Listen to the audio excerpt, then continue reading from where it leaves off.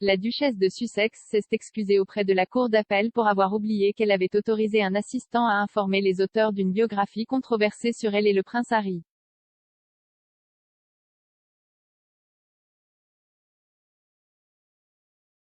Les avocats du couple ont insisté sur le fait qu'il n'y avait pas eu de collaboration avec les scénaristes de Finding Freedom. Mais une déclaration de témoin explosive de leur ancien secrétaire aux communications, Jason Knauf, a contredit les affirmations.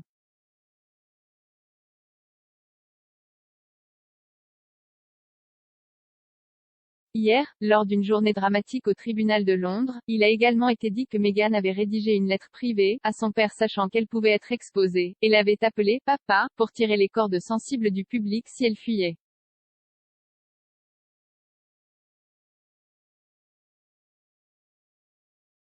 Elle a ensuite poursuivi un journal qui a révélé le contenu de la lettre pour atteinte à la vie privée.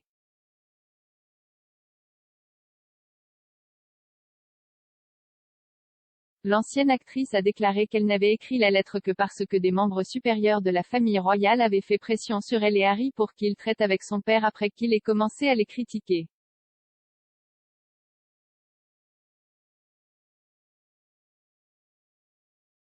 Meghan et Harry ont toujours affirmé qu'ils n'avaient jamais collaboré avec les auteurs Omid Scobie et Caroline Durand sur Finding Freedom.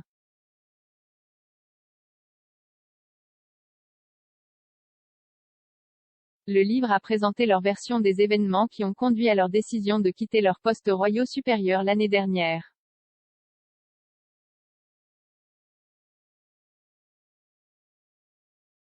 Ils ont même menacé de poursuites judiciaires le Daily Express pour avoir suggéré qu'ils coopéraient.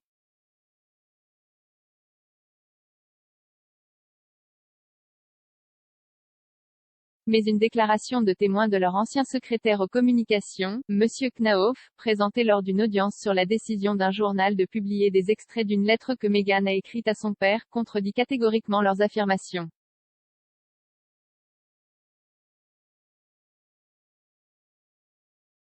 Monsieur Knauf, qui travaille maintenant en tant que directeur général de la fondation caritative du duc et de la duchesse de Cambridge, a déclaré qu'il avait informé les auteurs à la demande du couple royal et qu'il y avait eu plusieurs conversations avec Meghan à propos du livre.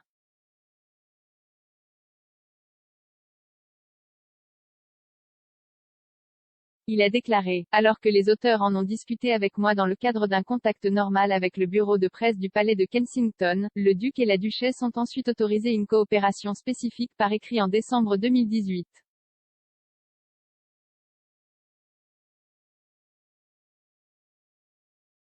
Il a détaillé les conversations qu'il a dit avoir eues avec Harry et Meghan au sujet de donner des informations aux auteurs tandis que le couple royal a évité tout contact direct avec les écrivains et a accepté de nier toute implication dans le livre.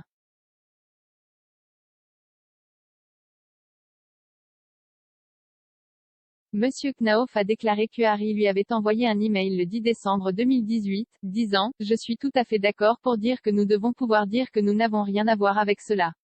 De même, leur donner le bon contexte et l'arrière-plan aiderait à faire connaître certaines vérités. »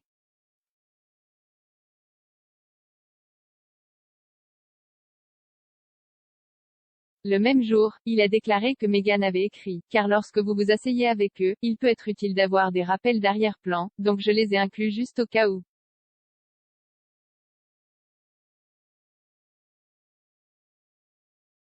Je sais que vous êtes mieux versé dans ce domaine que la plupart, mais que vous aidez là où je peux. Faites-moi savoir si vous avez besoin que je remplisse d'autres blancs.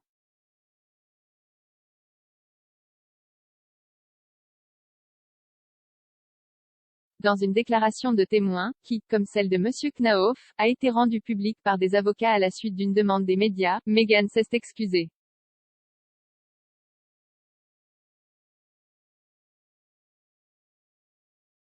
Elle a déclaré, à la lumière des informations et des documents que Monsieur Knauf a fournis, j'accepte que Monsieur Knauf a fourni des informations aux auteurs du livre et qu'il l'a fait à ma connaissance, pour une réunion qu'il avait planifiée avec les auteurs en sa qualité de secrétaire à la communication.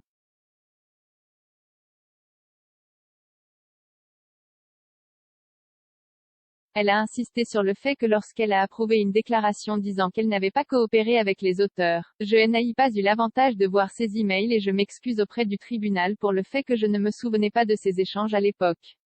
Je n'avais absolument aucune envie ou intention d'induire en erreur l'accusé ou le tribunal.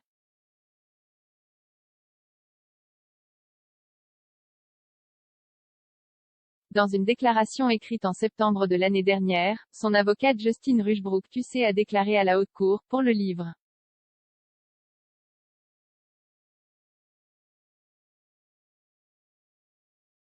Monsieur Scobie a soutenu son histoire, même si elle s'est plainte plus tard qu'une grande partie de son livre était inexacte. Dans une déclaration écrite l'année dernière, il a déclaré, toute suggestion selon laquelle le duc et la duchesse ont collaboré sur le livre est fausse.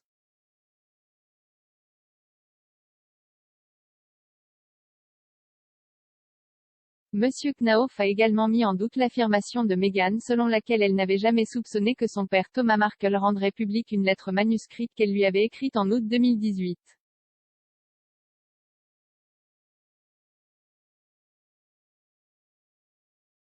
Monsieur Markle, 77 ans, a remis la lettre à The Mail on Sunday, qui en a publié une partie en février suivant.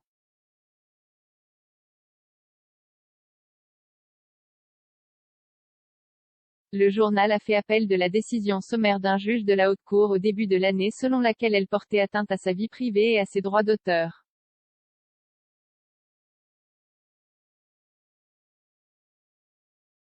Dans sa déclaration, Monsieur Knauf a déclaré, la duchesse m'a indiqué dans des messages qu'elle reconnaissait qu'il était possible que Monsieur Markle rende la lettre publique.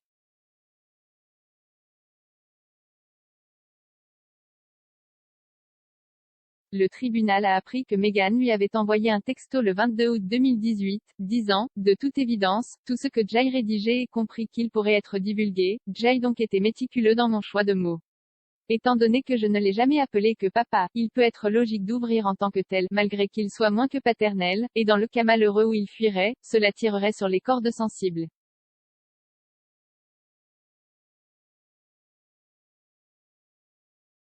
Meghan a déclaré qu'elle et Harry étaient sous pression pour agir de la part de la famille royale.